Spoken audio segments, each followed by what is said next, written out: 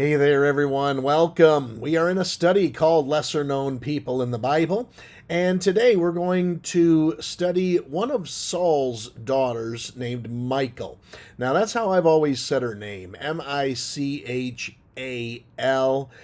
Maybe it's Michal, I don't know. But I've called her Michal for years and years, and I don't know that I'll be able to ever turn that around. So we're going to have to look at a few different passages in order to get the whole scope of who Michal is.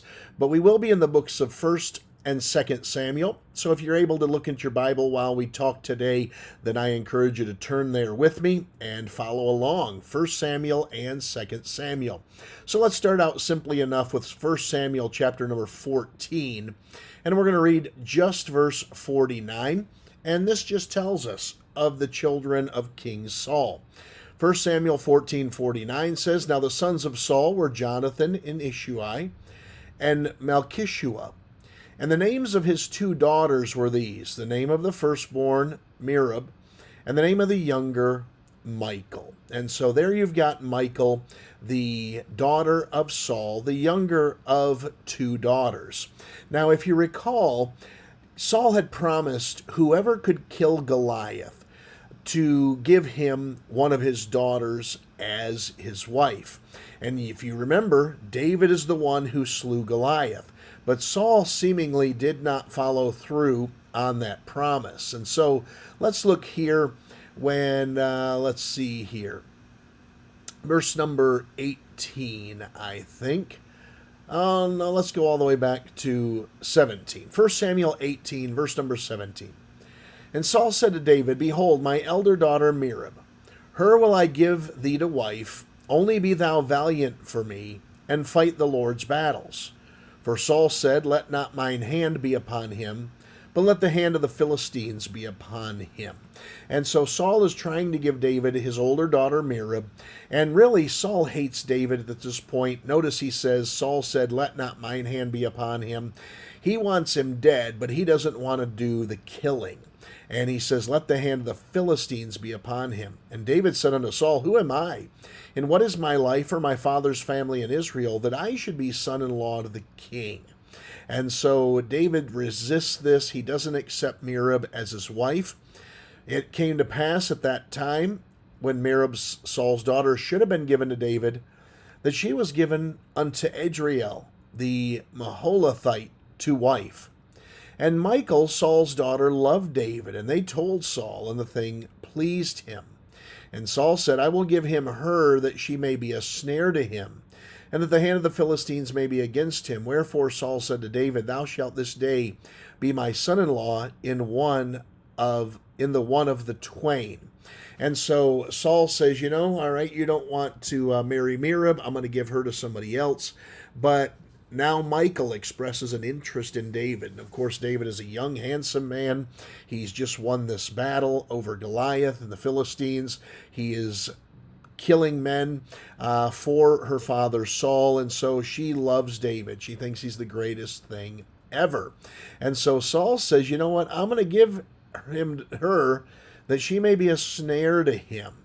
Now, there's two ways in which Michal could have been a snare. Number one is the requirement that Saul is going to have of David. And then secondarily, we're going to see that Michal's spiritual character is not where it ought to be. And so she is going to be troubling to David in that respect. So notice here in verse 22, Saul commanded his servants, saying, Commune with David secretly, and say, Behold, the king hath delight in thee, and all his servants love thee. Now therefore be the king's son-in-law. So Saul has his servants try to convince David that Saul really loves him, and that all the people in Saul's house love him, and he should really marry Michal. And Saul's servants spake these words in the ears of David, and David said, Seemeth it to you a light thing to be a king's son-in-law?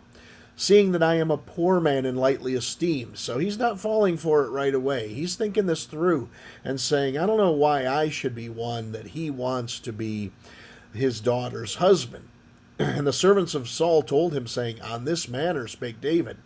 And Saul said, Thus shall ye say to David, The king desireth not any dowry, but an 100 foreskins of the Philistines to be avenged of the king's enemies. But Saul thought to make David fall by the hand of the Philistines. So when David said in verse number 23 that he was poor, he's insinuating, I don't have any kind of dowry to give to the king. At the same time, David could have said, wait a minute, you owe me a daughter for a wife. You told whoever killed Goliath would get that daughter, and so now you're holding back. And so Saul says, look, I don't need any money from you, and I don't want any dowry at all. But hey, since we're talking, let's go ahead and have 100 foreskins of the Philistines. Aren't you glad that you weren't there to see all of this? And of course, the goal here from Saul is to kill David. Verse 26, when his servants told David these words, it pleased David well to be the king's son-in-law, and the days were not expired. Wherefore David arose and went, he and his men, and slew of the Philistines 200 men. And David brought their foreskins, and they gave them in full tale to the king, that he might be the king's son-in-law, and Saul gave him Michal, his daughter, to wife. So instead of just bringing 100, he brings 200. He wants to really show Saul that he is up to snuff and that he deserves the hand of Michal, his daughter. And so Saul sees that he's failed here. He was hoping that these Philistines would kill David, that he would be killed in battle, but it didn't take him out. But Saul has confidence in his daughter that spiritually she might be able to bring David down. Verse 28, and Saul saw and knew that the Lord was with David, and that Michal, Saul's daughter, loved him. And Saul was yet the more afraid of David, and Saul became David's enemy continually. So things don't get better in terms of the relationship that David has with Saul. And so we're going to pick it up again later on in chapter number 19, verse number 11. Now, what we have here, Saul's trying to capture and kill David. And so he's married to Michal now, and they're living together in a chamber of the king's palace here. 1 Samuel 19, verse 11, Saul also sent messengers unto David's house to watch him and to slay him in the morning. And Michal, David's wife, told him, saying, if thou save not thy life tonight, tomorrow thou shalt be slain. So Michal finds out about her dad's plan. He knows what he's up to, and so she seeks to preserve the life of David. So far, Saul's plans to kill David have been thwarted twice. Once by David himself, because he didn't die in the battle getting the foreskins of the Philistines. Now, secondly, Michal here is warning him that her father's trying to kill him. Verse 12, so Michal let David down through a window, and he went and fled and escaped. And Michal took an image, and that word image is important, we're going to come back to it, and laid it in the bed, and put a pillow of goat's hair for his bolster, and covered it with a cloth. And when Saul sent him messengers to take David, she said, he is sick. And Saul sent the messengers again to see David, saying, bring him up to me in the bed, that I may slay him. And when the messengers were come in, behold, there was an image in the bed with a pillow of goat's hair for his bolster. And Saul said unto Michal, why hast thou deceived me so, and sent away mine enemy, that he is escaped? And Michal answered Saul, he said unto me, let me go. Why should I kill thee? So now Michal here, her dad busts in, trying to get David, and it's the old put the bowling ball in the bed with a wig on it and cover up another big pillow to make it look like someone's sleeping. And Saul comes in, pulls the covers off, and there it is. Now it's an image, and we're going to come to that in a minute. But Saul's angry, and he looks at his daughter and says, why have you lied to me like this? And instead of defending David, her husband, she says, he threatened to kill me if I didn't let him go. That's what that end of verse 17 says. He said unto me, let me go. Why should I kill thee? Let me get out of here. Hide me my escape from your dad, or I'm going to kill you if you don't. And so she's lying to protect herself and to preserve her own life from her father. Now, this image that she's using, as I've studied this passage out, I'm told that it was actually a graven image. So we know that the second commandment of the Ten Commandments was to not make any graven image. And yet here is Michal in her home with a graven image. So this is part of Michal's weak relationship with the Lord. She's disobedient in this area. No doubt she'll be disobedient in other areas as well. Oh, let's see here. Now, let's go to 1 Samuel 25 and verse 44. So far we've seen that Michal loved David truly. She was enamored with him and fixated with him. And now she is his wife. He's earned her by killing 200 Philistines for her father. But her dad still thinks that she's going to be his spiritual downfall. We see weaknesses already in preserving David's life. She lies about him to her father, and she has this graven image. So look what Saul decides to do in 1 Samuel 25, verse 44. Saul had given Michal, his daughter, David's wife, to Phalti, the son of Laish, which was of Galim. So Saul then takes, because David's on the run, he's hiding for his life. And so what does Saul do? Well, he just gives his daughter to another guy here, Phalti. And now David's lost his wife. So now we're going to go into 2 Samuel, chapter number 3. And we have Ishbosheth, one of the sons of Saul, and he's negotiating with David and Abner here. Verse number 13 of 2 Samuel 3. And he said, well, I will make a league with thee, but one thing I require of thee, that is, thou shalt not see my face, except thou first bring Michal, Saul's daughter, when thou comest to see my face. And David sent messengers to Ishbosheth, Saul's son, saying, deliver me my wife Michal, which I espoused to me, for 100 foreskins of the Philistines. And Ishbosheth sent and took her from her husband, even from Phaltiel, the son of Laish, and her husband went with her along, weeping behind her. And this is Phaltiel, not David. Her husband went along, weeping behind her to Bahurim. Then said Abner unto him, go return. And he returned. This is such a ridiculous and sad story. So look at these men of power here. Look at Saul and look at David. And Saul is using his daughter as a pawn. And then Michal uses David to spare her life from her own father. And then Saul takes Michal in order to injure and hurt David, gives her to another man. Now David truly loves Michal, I believe, and that's why he's seeking her back. So when Saul's son Ishbosheth is playing games with David, David says, well, you know what? I'm not going to meet with you unless you send me Michal, my wife, back.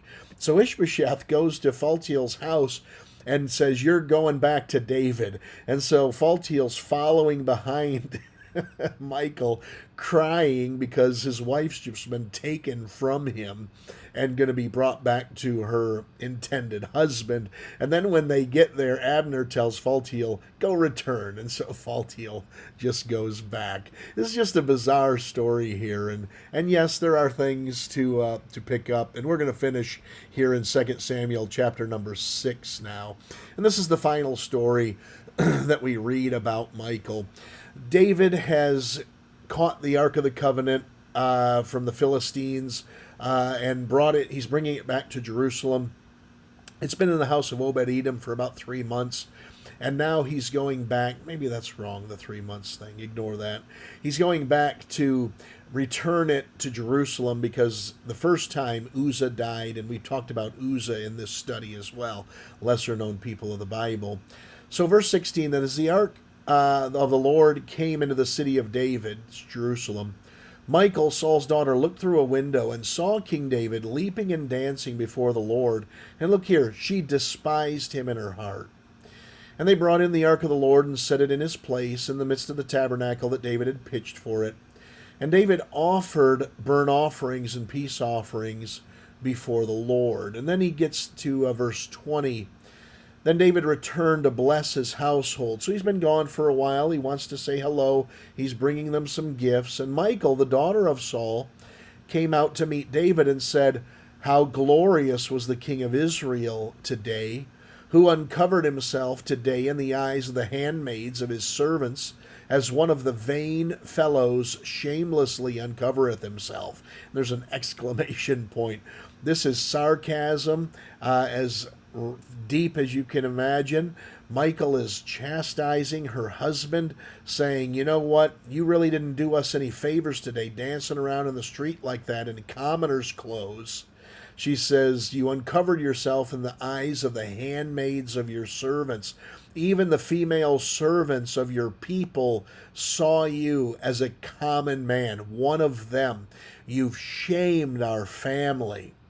And David said unto Michal, "It was before the Lord, which chose me before thy father and before all his house, to appoint me ruler over the people of the Lord, over Israel. Therefore will I play before the Lord." So she's saying, "Yeah, you did that in front of all the people." And David says, "No, I did that before the Lord. God chose me to be his man, his king, his representative."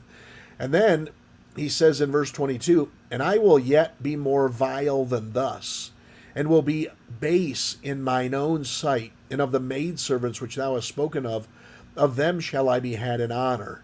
Therefore Michal, the daughter of Saul, had no child unto the day of her death. And so God strikes her barren for the rebellion that she put forth to David here. So what are the big takeaways from the story of Michal? Well, we have three things. One, Saul thought he was going to use her to hurt someone else. And so we need to make sure that we're careful that we're not being used by people. And we talked about that. Saul used her. She used David. Here, Ishbosheth is using her. Saul uses her again when he takes her from David and gives her to Phaltiel. And so she's just a pawn for these powerful men in a number of ways. And we should make sure that people aren't using us, aren't manipulating us, aren't taking advantage of us beyond the boundaries that the Lord would have us do. And I say that because we are to be the servants of men. We are to serve them as God leads us to serve them. However, we're not supposed to be manipulated and pawns in the hands of other people. The second thing to bring out here is that Saul was right. The weak spiritual condition of Michal was a problem. She had graven images in her house. She is a liar. She sold David out and complained that he was going to kill her if she didn't help him, rather than standing up for him and telling the truth. And another thing is the fact that she went along with this plan to just be Phaltiel's wife. She should not have, but she did. And then something else here, this disrespect to David for his decision to cast off his kingly garments and just be as a commoner, celebrating with the rest of the people. She was out of line. It was his call to make, and he made that call, and she called him out for that. You know, boundaries have to be respected in every single relationship, and that's where Michal decided she wasn't going to abide by those proper boundaries, and she ended up paying for it dearly in not having any children. All right, hopefully that helps you with Michal, teaches you a little bit about who she is, what she was like. Thanks so much for watching. God bless. Have a wonderful day.